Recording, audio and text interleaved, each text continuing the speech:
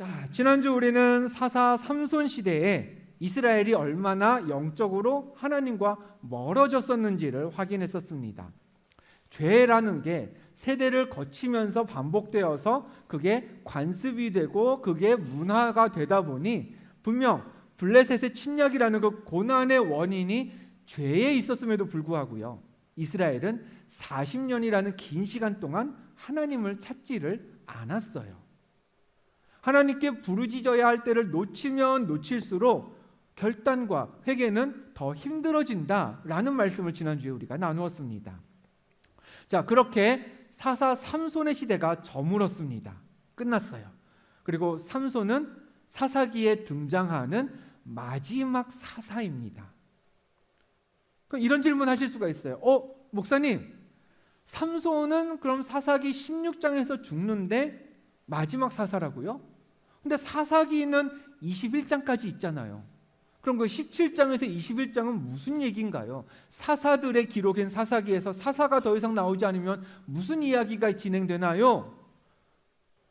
삼손 이후에 이어지는 사사기 17장부터의 사사기는요, 우리가 지금 나누고 있는 주제처럼 이스라엘이 얼마나 하나님의 뜻에서 빗나간 시대를 살았는지를 드러내는 굵직한 몇 가지의 사건이 기록되어 있습니다. 사사는 없어요. 근데 얼마나 빗나간 시대를 살았는지를 보여주는 그런 인물, 그런 사건들이 정리되어 있습니다.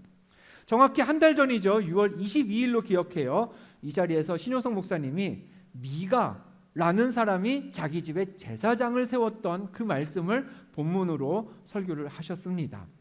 오늘 본문의 배경이 우리가 한 달 전에 들었던 그 미가라는 사람의 시대입니다.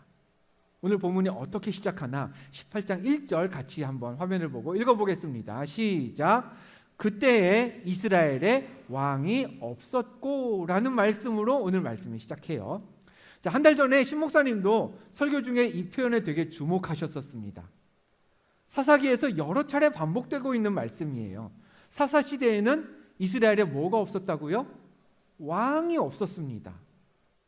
지난주에 제가 사사에 대한 정의를 내려드렸죠. 그때 보여줬던 화면 다시 한번 보면 사사란 누구냐? 왕이 세워지기 전까지 백성들을 지도했던 지도자라 그랬어요. 그러니까 사사의 정의 자체에 왕이 세워지기 전에 활동했다라는 컨디션이, 조건이 들어가요. 그렇기 때문에 사사라는 개념 자체가 왕과 같이 있을 수는 없습니다. 이 시대에는, 사사의 시대에는 왕이 없어야 하는 게 맞아요. 그런데 우리는 그때 사사들의 시대에 왕이 없었다라는 표현을 해석할 때 굉장히 조심해야 됩니다. 여러분 생각해 보세요. 이스라엘에 정말 왕이 없었나요? 하나님이 사울, 다윗, 솔로몬 이런 왕들을 세우실 때까지 이스라엘에 정말 왕이 존재하지 않았을까요? 아니에요. 있었어요. 누구? 영원하신 왕이죠. 전능하신 왕. 온 세상을 창조하시고 통치하시는 그 능력의 왕이신 여호와 하나님이 이스라엘의 왕이셨습니다. 그러므로 사사기에서 이스라엘의 왕이 없었다라는 말씀은 사실은 이렇게 읽는 게 정확해요. 이스라엘에게는 여호와 하나님이 언제나 왕으로 계셨지만, 언제나 이스라엘에게 왕이 되어주셨지만 이스라엘 백성들이 하나님을 왕으로 여기지 않았다. 정말로 왕이 존재하지 않아서 없었던 게 아닙니다. 하나님은 언제나 내가 너희의 왕이 되어줄게 라고 말씀하셨는데, 그런 하나님을 이스라엘이 왕으로 받아들이질 않았던 거예요. 우리에게도 마찬가지입니다. 이 시대에 왕이 있어요? 없어요. 우리는 공화국에, 민주공화국에 살고 있어요. 왕은 없어요. 대통령이 이 나라를 이끄는 수장이에요. 그럼 여러분에게 묻겠습니다. 여러분에게는, 여러분의 인생에는 왕이 있습니까? 우리에게는 왕이 있어요. 이 나라에는 왕이 없어요. 그러나 내가 정말 시민권을 둔 하나님의 나라에는 하나님이 왕이세요. 같은 질문인 겁니다. 이스라엘에 왕이 없었냐? 있었어요. 인간 왕은 없었지만 하나님이 내가 너희의 왕이야, 내가 너희를 다스려 줄게, 너희는 내 백성이야 라고 선포하셨는데 이스라엘이 그걸 받아들이지 않았던 겁니다. 자, 이스라엘에는 야곱의 아들들에게서부터 시작되는 12지파가 있습니다. 그 중에는 단이라는 이름의 지파도 있어요. 그래서 오늘 말씀에도 등장하는데 단지파, 이렇게 뭐 달달한 거 얘기하는 게 아니에요. 이름이 단입니다. 사람의 이름에서 따온 거예요. 자, 이 단지파에 대해서 본문 1절은 이런 설명을 합니다. 그때 이스라엘의 왕이 없었고 단지파는 그때 거주할 기업의 땅을 구하는 중이었으니 이는 그들이 이스라엘 지파 중에서 그때까지 기업을 분배받지 못하였습니다. 단지파가 거주할 땅을 찾고 있다고 했습니다. 이유가 있죠. 단지파가 그때까지 기업을 분배받지 못했기 때문이래요. 근데 이 말씀을 정말 잘 이해하기 위해서는요, 고대 사회에서 이 사사기 시대에 부동산이, 땅과 건물이 어떤 의미였는지를 우리가 살짝 이해하는 과정이 필요해요. 자, 지금은 거주지가 필요하면, 부동산이 필요하면 여러분 어떻게 합니까? 내가 필요한 땅을 봐요. 내가 사겠다는 의사를 보입니다. 그러면 그 땅의 주인이 그 땅의 가치에 합당한 가격을 불러요. 거기에 내가 동의를 하면 우리는 그 땅을 돈을 주고 사서 내 것으로 삼습니다. 근데 구약 시대에는 땅은요, 지금 우리가 생각하는 그런 부동산 거래의 대상이 아니었습니다. 한 사람이 살던 그곳은 어떻게 얻었을까요? 돈 주고 산 게 아니라 그 아버지가 거기서 살아서 그 사람도 거기서 태어나서 살고 있는 거예요. 그냥 자연스럽게. 그럼 그 아버지는 그 땅을 어떻게 얻었을까요? 똑같아요. 돈 주고 산 게 아니에요. 그 아버지가 거기서 살았기 때문에 그 사람도 거기서 살았던 거예요. 그러니까 이 고향이라고 하는 개념이 중요해지는 거죠. 한 사람의 고향은 그 개인만의 고향이 아니라 자기 아버지의 고향이자 자기 할아버지의 고향이고 자기 증조 할아버지의 고향이기도 했던 겁니다. 그러니까 부동산은 조상 대대로 물려받는 대상이지 사고 파는 거래의 대상이 아니었던 거예요, 고대 사회에. 그럼 생각해 볼게요. 출애굽을 한 이스라엘이 40년이라는 시간을 광야를 지나서 가나안에 도착했습니다. 그럼 하나님이 주시기로 약속했던 그 땅 가나안에 이스라엘 백성들이 살 곳이 텅 비어서 신도시 지을 수 있도록 아무것도 없는 나대지가 되어서 이스라엘 들어가세요 하고 이렇게 준비가 다 되어 있을까요? 아니에요. 가나안에는 오래전부터 뿌리를 내리고 거주하던 원주민들이 그곳에 살고 있었습니다. 성경적인 개념으로 보면 이스라엘 백성이 아닌 이방 민족들이 되는 거죠. 지도를 하나 보여드리겠습니다. 이스라엘이 가나안에 갔을 때 원래 가나안, 이 초록색 지역이 가나안이거든요. 이 땅에 살던 이방 민족들의 분포가 기록이 되어 있어요. 아래쪽에서부터 아모리 족속, 헷 족속, 여부스 족속, 브리스 족속, 기르가스 족속, 중간에 히위 족속, 이렇게 각각의 민족들이 남과 북으로 어떻게 흩어져서 살고 있었는지를 보여주고 있습니다. 자, 이 사람들은 그냥 조상 대대로 저기에 살던 사람들이에요. 근데 어느 날 광야에 있던 이스라엘이라는 민족이 가나안을 들어오더니 여기가 우리의 약속받은 땅이야 라고 주장하기 시작합니다. 그럼 저 땅에 살고 있던 히위 족속, 아모리 족속, 여부스 족속 등등 원주민들 입장에서는 무슨 생각이 들까요? 저 사람들이 이스라엘이시라고요? 네, 어서 오세요. 40년 동안 광야에서 지내시느라 힘들었죠?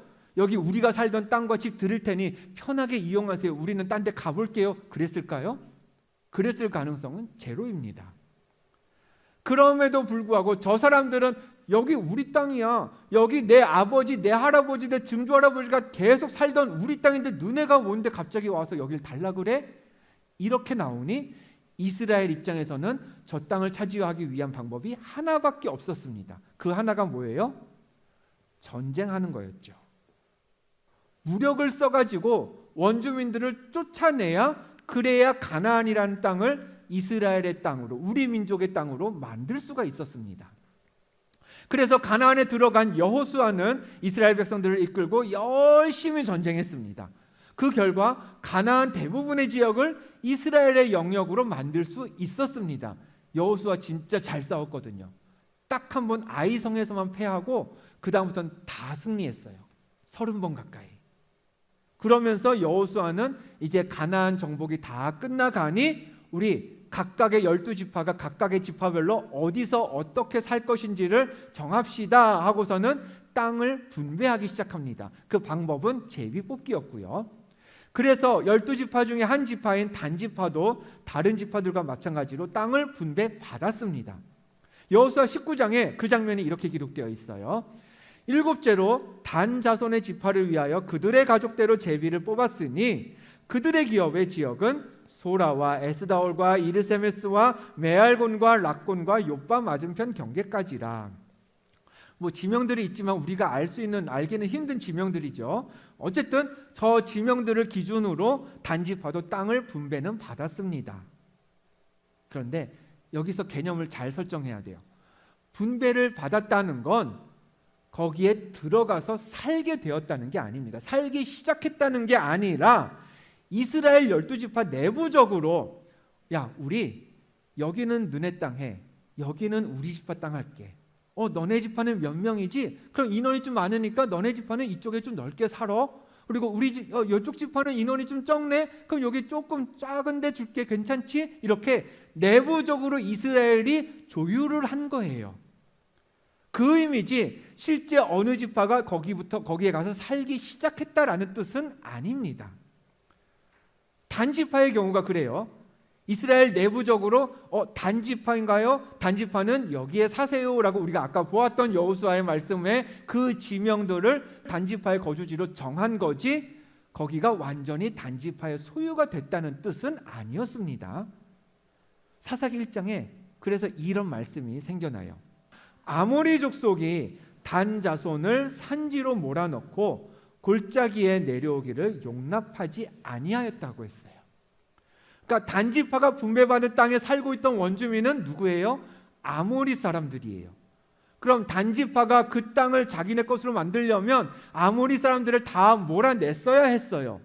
근데 어느 정도는 몰아내졌는데 완전히 몰아내지진 않았어요.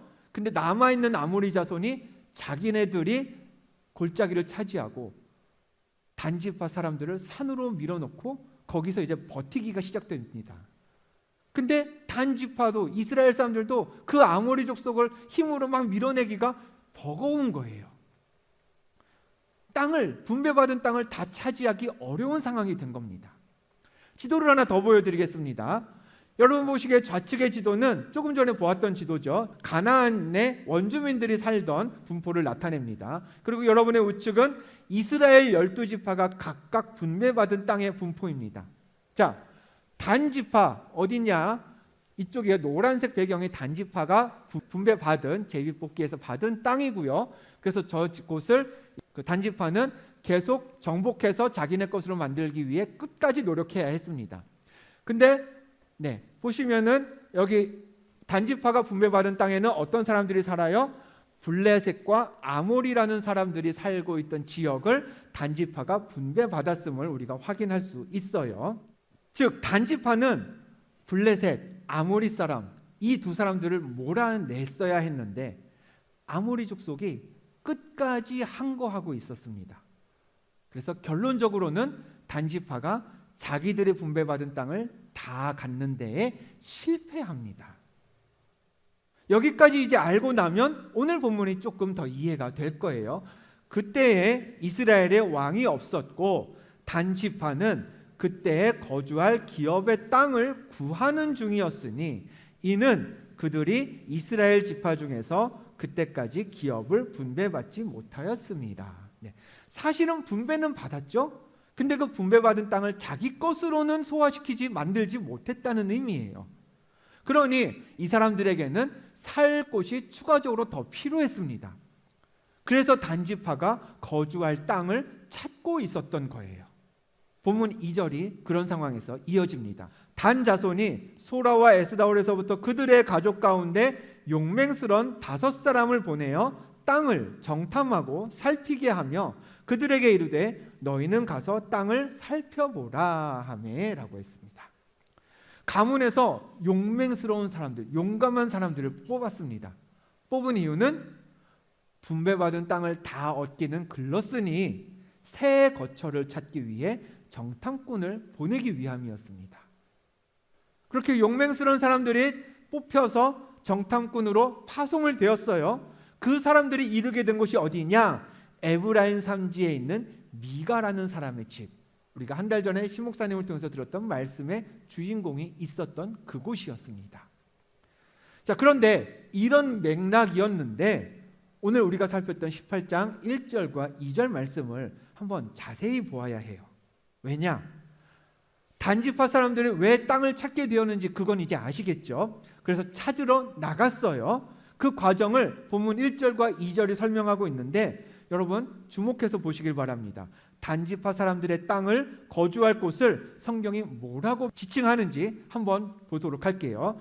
그때에 이스라엘의 왕이 없었고 단지파는 그때에 거주할 무엇을? 기업의 땅을 구하는 중이었다고 했어요. 이는 그들이 이스라엘 지파 중에서 그때까지 기업을 분배받지 못했기 때문이라고 했죠. 자, 본문 1절은 단지파가 분배받을 땅을 뭐라고 했죠? 두 글자로 기업이라고 했습니다. 여기서 기업은요, 우리가 더 흔히 이야기하는 기업체, 회사, 삼성, LG 이런 기업이 아닙니다. 성경에서 기업은요, 상속받은 재산을 이야기해요. 조상이나 선대로부터 물려받은 유산이에요. 아까 말씀드렸죠. 고대의 부동산은 사고 파는 대상이 아니라 그랬어요. 아버지에게서, 할아버지에게서 받은 겁니다. 내가 내 힘으로 벌어서 산 내 땅이 아니라 매입해서 산 게 아니라 하나님이 나에게 주시기로 약속하셨고 그 약속에 따라 내가 하나님께 받아야 했던 땅이 기업이라고 표현이 되어 있습니다. 그런데 2절을 보면요, 똑같은 땅을 지칭하는데 기업이라는 단어가 사라집니다. 우리 화면을 보고 읽어보겠습니다. 시작. 단 자손이 소라와 에스다올에서부터 그들의 가족 가운데 용맹스런 5사람을 보내어 땅을 정탐하고 살피게 하며 그들에게 이르되 너희는 가서 땅을 살펴보라라고 했어요. 기업은 사라졌습니다. 대신 무슨 단어가 등장해요? 땅이라는 단어가 등장해요. 단지파는요, 원래 살려고 했던 그 바닷가 쪽에 그 색칠된 부분 거기는 기업이었습니다. 왜? 하나님이 주시기로 했던 땅이었거든요. 자기들이 어떻게 얻어내려는 게 아니라 하나님이 약속하셔서 자기들이 조금만 더 애쓰고 약속의 성취를 기다리면 받게 되는 그런 땅이었기 때문에 거기는 기업이 맞아요. 근데 단지파가 그 기업을 포기합니다. 우리 여기는 안 되겠다. 여긴 도대체 너무 오래 걸린다. 언제까지 기다려?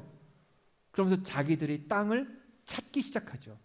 그 새로 찾게 된 땅은 하나님이 주신 약속의 땅과 상관이 없었습니다. 그냥 자기들이 원하고 누리고 싶어서 얻고자 했던 곳이었죠. 그러니까 거기는 기업이 아니라 그냥 중립적인 의미의 그냥 말 그대로 땅이었습니다. 기업이 땅으로 바뀌면서부터 이런 변화가 생깁니다. 하나님께 기업을 받고자 했을 때는 내게 기업 주실 하나님을 우리가 계속 찬양하게 됩니다. 왜요? 생각해봐요. 받을 게 있잖아요. 아직 하나님이 약속만 하시고 안 주셨잖아요. 그럼 받을 때까지는 하나님을 존중하고 하나님을 계속 찬양해야죠. 물론 그 이후에도 해야 되겠지만 최소한 받을 때까지는 하나님과의 관계를 놓으면 안 되는 거잖아요. 근데 약속이 지체돼요. 다른 지파들은 다 기업을 받는데 유독 우리 지파만 기업이 안 누려지네요. 그러면 어떻게 되나요? 하나님께 부르짖게 되죠. 하나님을 찾게 됩니다. 하나님, 빨리 우리에게도 기업 주세요. 즉 단지파의 땅이 기업으로 남아있는 동안은 단지파는 하나님을 찾고 하나님께 부르짖게 되는 겁니다. 근데 그 기업을 포기했어요. 내가 내 살 땅을 찾겠다고 방향을 바꿨어요. 그러면 그 기업이 그냥 땅이 되는 순간 이제 더 이상 하나님을 찬양할 필요가 없어집니다. 왜요? 받을 게 없거든요. 더 이상 하나님을 내가 등져도 아쉬울 게 없어요. 하나님이 내게 주신 약속 소용없어요. 나 그거 그냥 안 받기로 했거든요. 그 약속이 이루어질 거라는 신뢰도 필요 없습니다. 약속 자체가 무효가 된 거니까요. 이후에 단지파는 정말 살 곳을 찾긴 찾았습니다.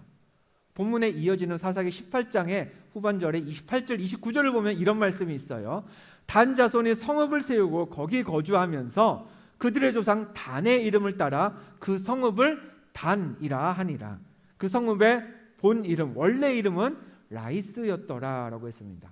그러니까 라이스라는 곳을 찾아서 자기네 지파의 이름, 자기 지파의 조상의 이름이죠. 단이라고 이름을, 도시 이름을 붙여버린 거예요. 지도를 한 번 더 보겠습니다.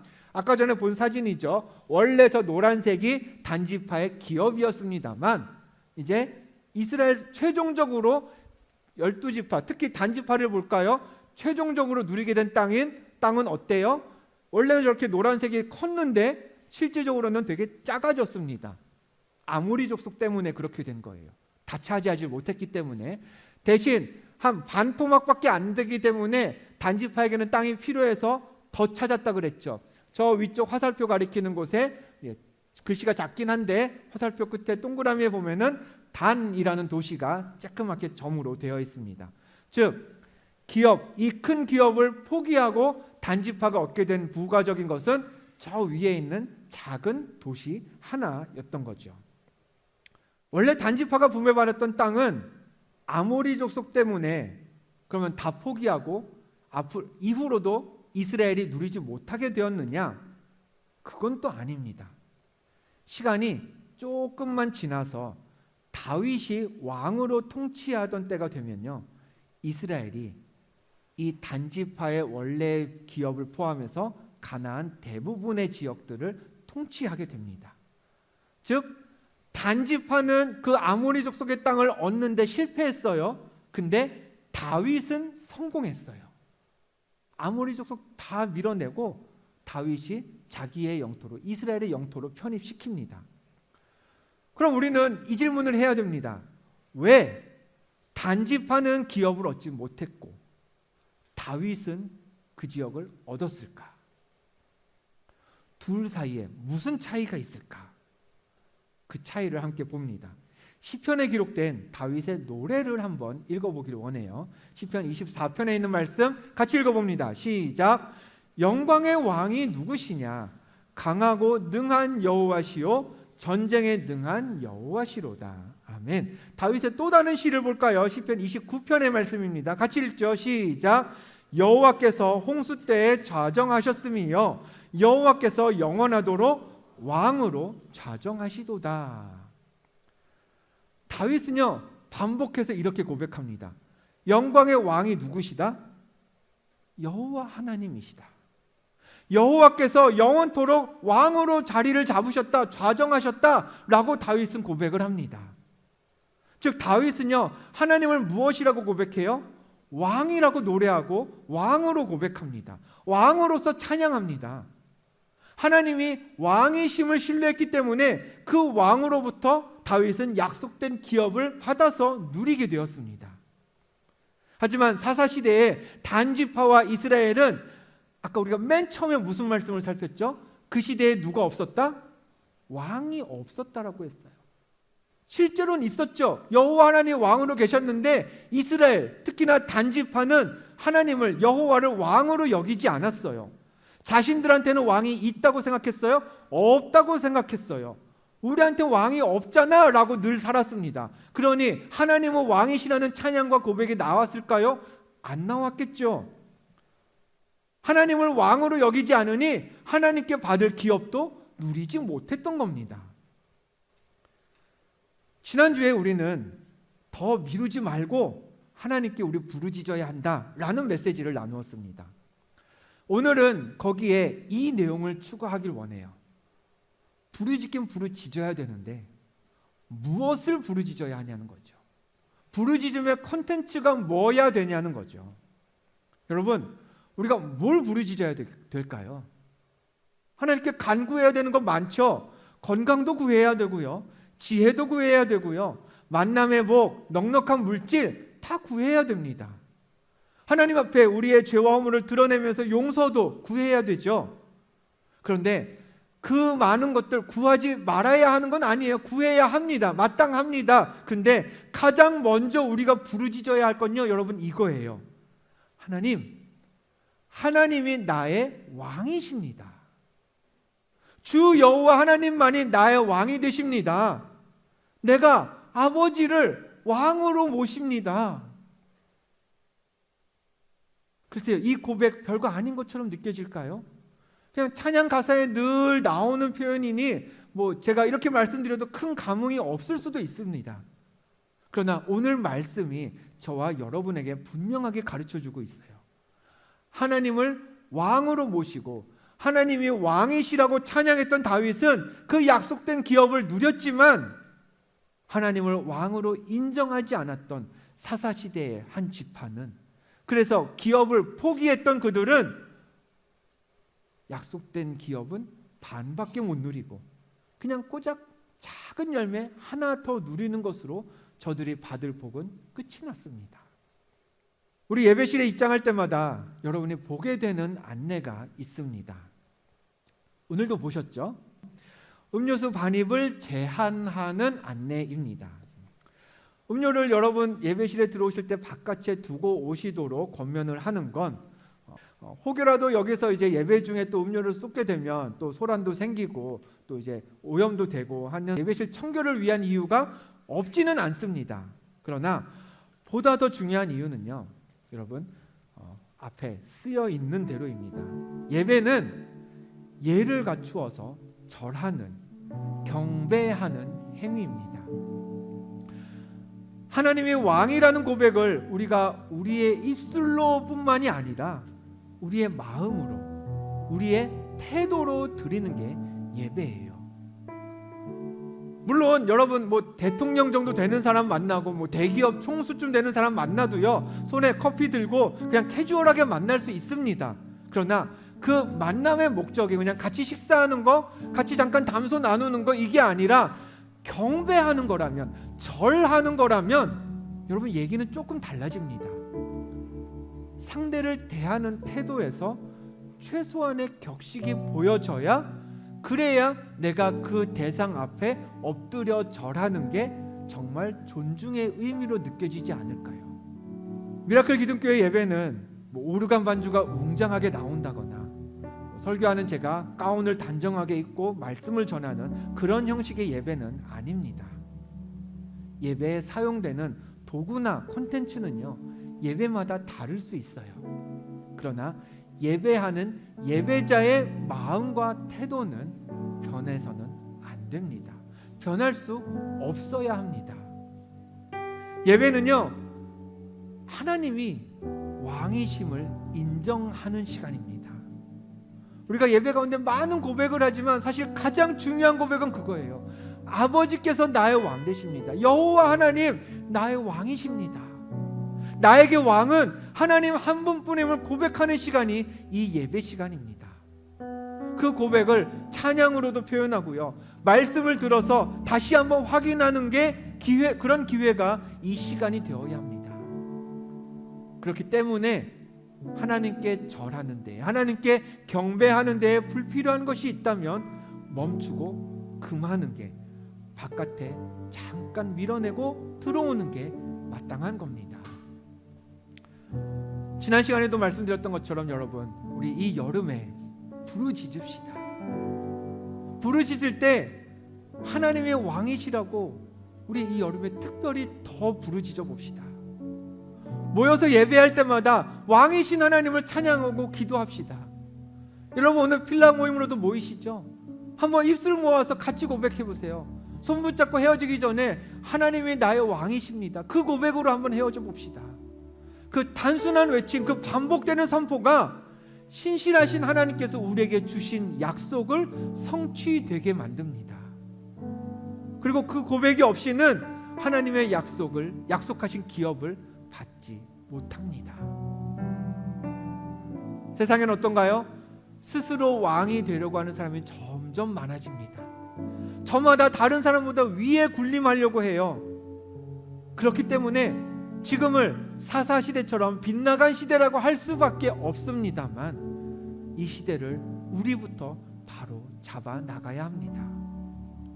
빗나가지 않은 바른 방향으로 향하는 시대를 만들려면은 그 출발점이 어디여야 하느냐? 하나님이 왕이심을 고백하는 우리의 믿음의 드러냄이어야 합니다. 하나님만이 내 왕이십니다.